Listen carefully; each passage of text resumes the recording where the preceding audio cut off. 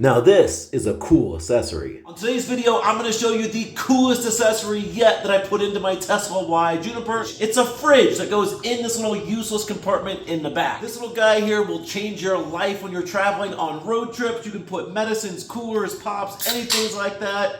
Here we go. And make sure you stick with me all the way to the end. Give me a few minutes because I'll talk about the most important difference between this cooler, the 2.0, and the original I had in my last Model Y. This one has an app, changes everything. You'll be able to change not only the settings from a remote place, but also you can change the Fahrenheit Celsius setting. So if you're in America like me, that's really important. So here is the unboxing. I got this from a company, Tylard. It came very well packaged with multiple layers of styrofoam and different packaging inside of there. Really well done, really quality shipping. With everything pulled out of the box, here's what I got. That top section, the bottom section, 2 different trays, a rack, a little cloth, some directions, and then the basic hardware. Although you actually have directions on the box itself. Now that I'm looking at the instructions, the very first thing to do is lift up this bottom section. So let's go back and do that. And this is necessary because you need that section removed to help you get to the cooler for the install. Second step is to put the little hollow part down in the base first. All right, so the second, third, and fourth steps were all kind of combined into one for me, and it kind of helped to see what was going on. So the second step is connect this little power source inside the car. Just don't forget to pull off this little black cover that goes on it. Then the next step is to slide this little hinge into the other compartment. I'm going to pull it out again to let you see what that looks like up close. So this little cutout hinge here is going to line up with this little cutout here. They're just going to slide into one another like that, but just down into the car. Now when I went to go push this in there, one thing to warn you about, it is a pretty tight fit, and what starts out as a negative ends as a positive is you have a layer of Velcro all the way around here. Obviously this is going to stick to the carpet inside, but it's going to take a little bit of pushing, and you got to push just a little bit, but you'll get it in. Now because the space is tight, the cord is really short. Now you can see here in a little zoom in, there is this little cigarette outlet lighter back in here. So this pushes in. Now it did help me to open up the fridge and actually use that to help guide it all into place. So the next step, you have two little things like this as part of your hardware. They're really going to lock the top compartment into the bottom compartment. It's going to slide down through this little hole in here, but I took it back out just to kind of show you here. It's going to eventually land into this bottom hole here. So if you notice, you got the little T here on the end. Ultimately, it's going to go through the top layer down into this layer. Then it's going to twist, and then you can see it's going to hold that in together. So at this point, I put both pieces of the cooler back inside that compartment, and I'm doing just that, locking them in. The first, here's the second one, pushing it in, spinning it, and pushing it down to where it's flush. And then the ninth step, it gives you this little piece of metal with a little rubber flap, so you can pull it back out because it sets really flush. This goes right down in here on top of the metal bracket you just put in. And that last and final step is put the back down, place it like so, and put my cover back down. As you can see, with that down, with my mat, everything still fits in. There's actually still a little bit of space here, so nothing's going to rub or anything like that. And then to turn it on, you just hold the center button for a total of 3 seconds, and you'll see the display come on. You are outside of America, this is going to be no problem at all. But if you're within the States here, the one kind of odd part is it is in Celsius, but it's not a big deal because ultimately you just want your stuff cold. You probably don't care about a real specific number. So it's going to start out at 20 degrees, which is about 68 degrees Fahrenheit. So that's like room temperature on a normal day. Well, here what we have is I can adjust this just by pressing the button.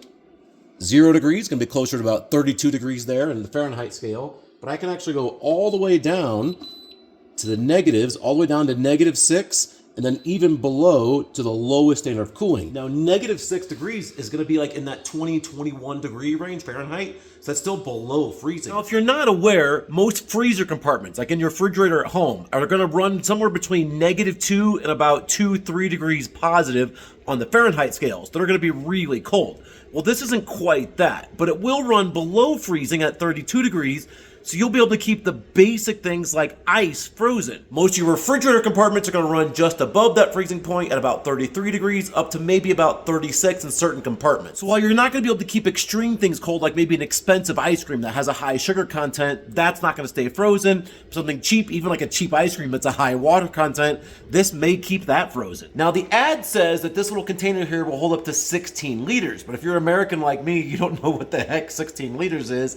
So as far as pop cans, cans. It'll hold up to 20 pop cans. Well, it's a tight fit, but it'll hold 15, 16 to even 18 really comfortable in the whole container. And just to show you that capacity, here just in this lower section, I have 12 cans of pop just below that little rack. But that's if you totally pack it full. A lot of times, you're gonna want a little bit more variety. Let me kind of show you what else it can offer. So you have multiple different trays, including this first one here that can go all the way on the bottom. So if I open this up, you can see it's way deep down inside. This first little tray can go down in the bottom, pretty deep down in there. You also have this second tray that has the holes on the bottom, unlike the one on the bottom, which would be waterproof.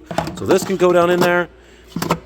Again, still pretty deep. And then lastly, you have the rack, which the rack can go in here on top and just allow you to set different things up here on the top. Again, just really shows to how large this compartment is. All right, and then I wanted to show you just how quiet this was. So it's running here. If you listen in the background, it's running, yet you can still pretty clearly hear me talking over it. There's definitely some noise, but this wouldn't interrupt a conversation or a phone call. It's not even something you'd even notice. And if you're driving on the road, it would be non-existent. You wouldn't be able to hear it. So really quiet, which is pretty nice considering it does have like a built-in compressor. And according to the directions, you'll have better cooling in the upper compartment where the fan comes out, and you'll have lesser cooling down below. So how I think I'll set it up most days is I'll put the things that aren't crucial to being near frozen on the bottom, like drinks. I just want drinks cold. Then I'll put things that really need to be closer to frozen or frozen on that top part. Now, the benefit of a fridge freezer cooler is the cool air always falls to the bottom. It's how gravity works. So if I leave it on long enough, the entire thing's gonna be cold. And then to answer a question I initially had was, how long is it gonna take to cool this down?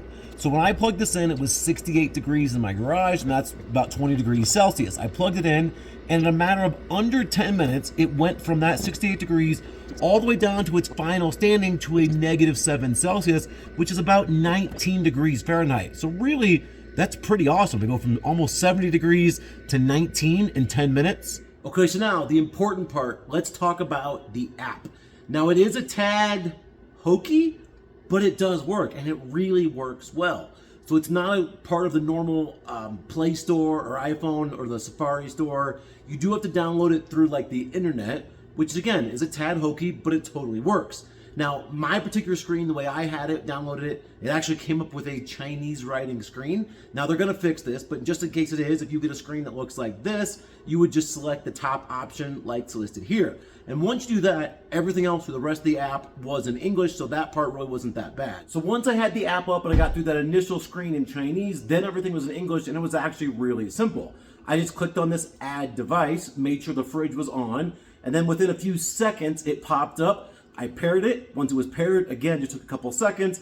I could open it up and then control my app. Now, one of the first things I controlled was I changed that temperature setting to Fahrenheit, which honestly makes everything so much simpler. It would have worked the other way. In fact, it did work the other way, but having the Fahrenheit option made it so much simpler for me personally. Now, if changing the temperature setting was the only purpose of getting the app, that was awesome, but now you can change it remotely. You can see all these different things you can circle through. I can put it on the eco mode, which is gonna save me the most energy. I can put it on that max cooling stage where it's gonna basically run the compressor for 2 hours straight to give me the coldest possible temperature this can get. And as I mentioned earlier, it only takes me about 10 minutes to go from 70 uncooled degrees all the way down to that like 19, 20 degrees. But still, sometimes 10 minutes is a long time. So let's say you're going on a hike or you're coming back somewhere from just really warm and you want it to be quite a bit cooler. You just jump on that app, turn it on, get that max cooling stage. And by the time you get to your vehicle in 10, 15 minutes, it's gonna be cool. Now, one more really cool thing. This was unexpected. So after about an hour now, this fridge has been running in the car while I've been doing some of the shooting and editing. I'm now getting down to 1 and 2 degrees Fahrenheit, which is right at that temperature I said an actual home freezer would get to. This is a total game changer. Getting to this was unexpected. Well, in recap, this took me less than 10 minutes, and that includes all the time of unboxing, talking to you all, to have this from opening the box to literally having it in the trunk. So super easy installation, 2 easy compartments to fit together. It did have those little hinge pins to kind of like tie it all together, but honestly, you'd probably get away with just fine without having those, but it does help keep a strong seal. but you do have to separate those to be able to pull those out. So they're always going to be in there, so we don't have to worry about somebody that's not familiar with this operation stealing this or pulling this out of your car. Secondly, it uses almost no power. It's so minimal, I don't think you'll notice any effect even over the course of a long trip, keeping this really cool. So that's really not something you have to worry about as far as power consumption. The convenience is really what you're paying for in this. Now it does look nice, this upgraded version 2.0 compared to the original. This has a nicer look. But one of the main things is the convenience of having a cooler built into your car is really cool on road trips, keeping drinks cold. But honestly, other things like even medicines you have to keep cool. It's just a huge benefit to have a cooler here down in this space that really most people aren't taking that much advantage of. At least I know I wasn't. Now the cost, it is a little bit pricey at just near $500, but Tylard, the company I got this from, I also got my last fridge for my previous Model Y from. They're gonna try to help us out with that. So if you use my channel name, Charisma, your discount code, they'll give you 30% off of that, which 30 is a huge number. A lot of these overseas sites are giving you 15, 10, 20% off, but Tylard is gonna give you that 30%. So I'll put the link to this fridge, of course, down in the description below, but then use that channel name, Charisma, and you'll get that 30% off, which is really an unbelievable deal. And I do feel like my front was feeling a little bit left out with all the bling now I put here in the back trunk, so I do have a special video coming your way in the future, so I'd love for you to subscribe and see what other accessories I'm gonna put in here. In addition to the floor mats and the seat covers, I got a whole lot more coming your way. See you on the next one.